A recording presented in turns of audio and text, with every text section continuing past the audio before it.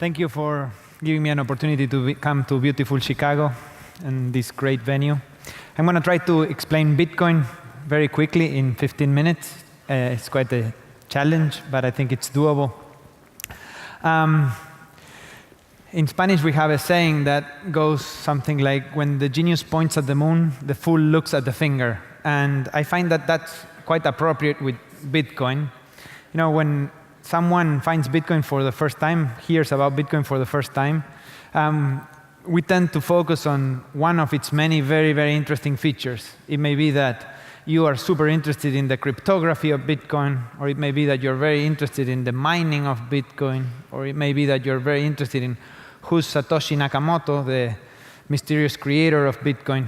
All of these features are incredibly attractive, but in being so attractive, we gravitate to them too quickly, and we miss the bigger picture of why does Bitcoin matter? And that's what I want to talk about today. I think that Bitcoin matters because it may be the best form of money that we have ever seen.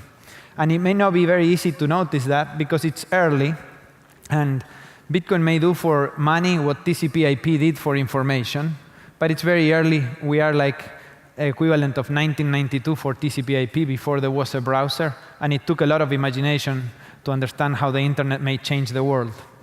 The first way, I think, to understand Bitcoin is to understand the history of money and the role of money.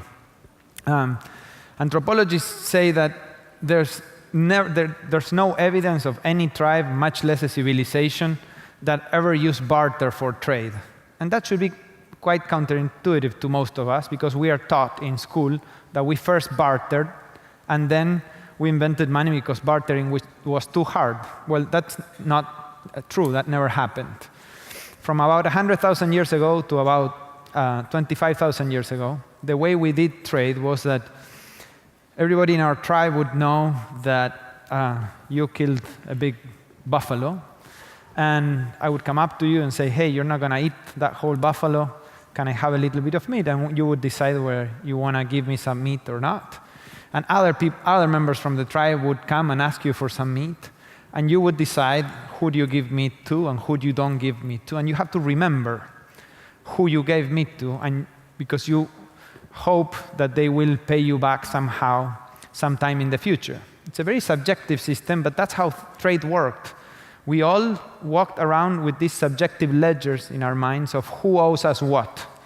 And hopefully those people eventually repaid us, and hopefully they repaid us in something that felt fair to us. It was never going to be, usually not in the same way we paid them. It's an incredibly subjective system, but we used it for a very, very long time, for 75,000 years at least, longer than any other system. Until someone very intelligent in our tribe came up with a new technology, an innovation, and said, you know what, Wences, can I have a little bit of your firewood? Everybody knows that you have a lot of firewood. And I said, sure, here's your firewood. And this time, this person said, you know, we're going to try a new technology, a new innovation. Here are some beads for you. And I said, no, I don't need beads, thank you. And said, no, this is not about whether you want or need beads. We're going to use beads to keep track of our debt. So we don't have to remember them subjectively anymore. You just keep the beads, and that will be how much you are owed. And it was such a successful technology that it just took off. And very quickly, in a couple thousand years, it's impossible to find some tribe or some civilization that doesn't have some form of ledger, objective ledger. Some tribes chose salt, some others chose rocks, seashell, different forms of ways to keep track of debts in their society and their tribe. Anthropologists go as far as saying that if you describe to them the environment of a tribe, they can easily predict what's going to emerge as a ledger in that tribe, because it's always something that the most important quality that object has is that it's scarce.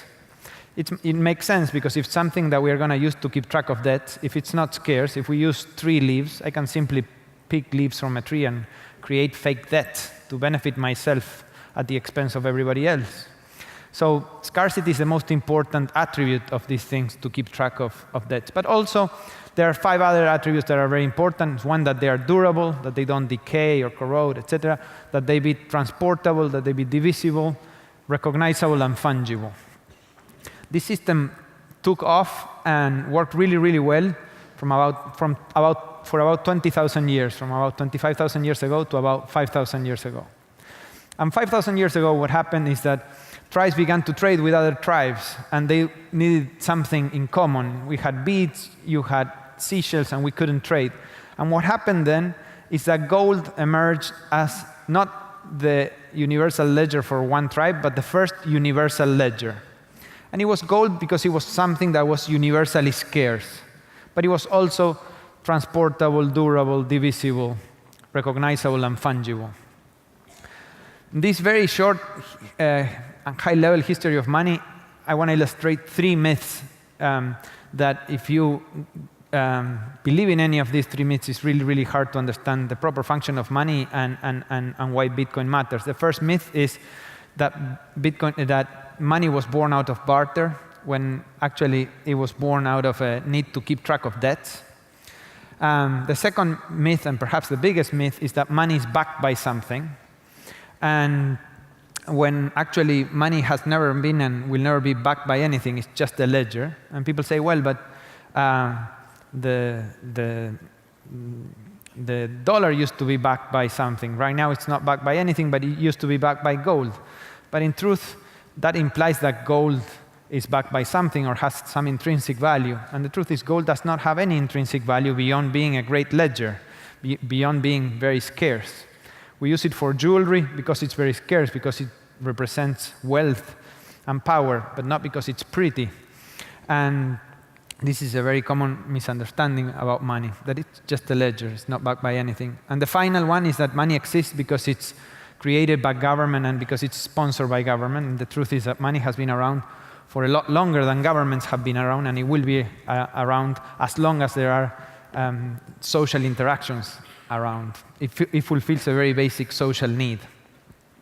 From where we are standing today, it's hard to understand the importance of gold, because right now the universal ledger is not gold, it's the US dollar. And before that, for about 500 years, we have had these reserve currencies. First the Portuguese escudo, then the Spanish, then the French, then the Dutch, then the British pound, and now the dollar. All of them have been the universal ledger, the reserve currencies, for about 100 years. But none of them have been anywhere near as good as keeping value as gold has. You know, if you had $100 in the 1800s and you saved it as $100, it was quite a lot of money. It may be more than a person's yearly income back then, and today you would have just $100. If you had put that in gold, you would have the same value of roughly more than a person's yearly income today. And we know of nothing else that is so good at keeping value other than gold. It's quite incredible that the best ledger we have ever found is such a primitive thing that takes billions of dollars to dig it out of the ground, and then we lock it in vaults underground again. It's incredible that with all the technology that we have today, that's the only one ledger that we can all use where we are not trusting a person, we're not trusting a bank or a company or a government, we're just trusting that it's something really scarce. The qualities that make gold such a great ledger is that it's so scarce, but it's also divisible, it's portable, it's durable, it's recognizable, and it's fungible. About 5 years ago, at the beginning of 2009, Bitcoin was created, and it's a universal ledger that serves as digital money in a way in which just as like with gold, you don't have to trust anyone. You're not trusting a single person. You're not trusting a company, a bank, or a government. And when you compare Bitcoin to gold, it's incredibly superior in each one of these aspects. Not by a little bit, but by a lot. And it's the first time in 5,000 years that we have something that is immensely superior to gold. The most important way in which it's a lot superior is that there will never be more than 21 million Bitcoin, period. It's mathematical perfect scarcity. You can trust that. As with gold, we mine more gold every year, about 2,000 tons a year. In terms of the divisibility, each Bitcoin is composed of 1 million pieces called bits. So 1 million bits are 1 Bitcoin. It's incredibly easy to divide. And the portability is also really important. Up until now, if I want to do a transaction with any of you with a dollar or a gold coin, in this room, it's very easy. I can walk up to you, and if I voluntarily want to give you $1, you take it, and the transaction's done. And we've done a transaction between the two of us without any third party. But the second we want to do a transaction with someone who's not in the room, we always need a third party. And that has been the case forever. We needed, that's how banks got started a very long time ago, but that's how we have today also on top of banks, credit cards and things like PayPal, etc. It's just impossible to do a transaction with someone else without both of us trusting a middleman. What's remarkable about Bitcoin is that it allows us to do a transaction with anyone else in the planet in real time and for free without any third party and without any added trust. You can do a transaction with someone you don't know anywhere in the planet in real time and for free. Think about that for a second. We can call right now someone in Jakarta, Indonesia, and put them in that big screen on Skype for free. We can see them, we can hear them, they can hear us, they can see us.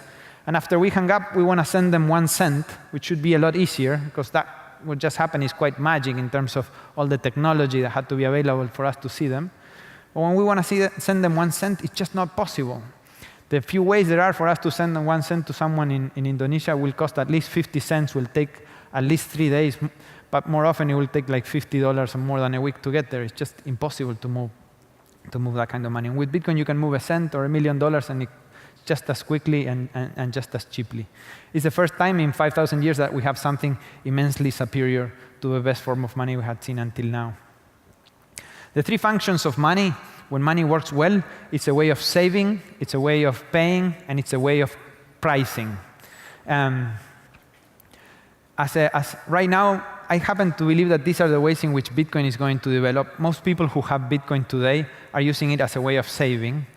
They are not using it for payment so much, because there's only about 7 million people who own Bitcoin, so there's not very many people you can transact with. But most of those people are owning Bitcoin because they believe in Bitcoin and they want to save in it. And I think the good thing about the saving function of Bitcoin is that if you want to buy some Bitcoin, you don't need to ask anybody's permission. No one needs to accept it. You just buy some Bitcoin and hold them. Whereas for payment, we need a lot of people to accept it. I think that once we have enough people who have Bitcoin for other reasons, it will become a payment mechanism naturally. But I think for now, we are in the first few years stage in which people are adopting Bitcoin mostly to save or as a curiosity. And once we have enough people that own Bitcoin, it will become a payment mechanism naturally. And then if it's used enough as a payment mechanism, it's only natural that it becomes also a way to price things or a unit of account. Since launch, Bitcoin didn't have a lot of traction from 2009 to about 2011, and it began to see some serious traction in 2011. This chart is a little old. Now there's about 7 million people who own Bitcoin. There's between 20,000 and 100,000 people who are buying their first Bitcoin every day. I think Bitcoin may be the most important social experiment that is going on right now. And I think it matters because there is a good chance that over the next 20 years, we finally, after 5,000 years, replace the trusty old gold standard for a completely new standard, the Bitcoin standard, that will not and should not ever replace any national currencies, but it's likely to become the international currency of the internet, the native digital currency of the internet that the internet doesn't have today, and also probably the biggest leap forward in the democratization of money. And that's why I think it's worth paying attention to what's going on with Bitcoin. Thank you very much.